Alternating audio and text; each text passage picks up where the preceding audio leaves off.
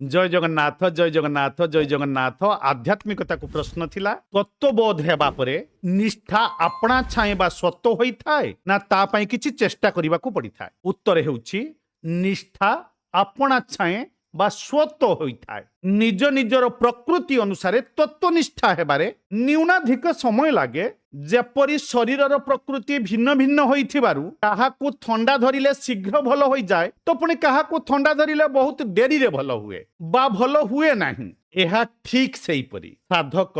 असत को जेते अधिक महत्व देव सेते अधिक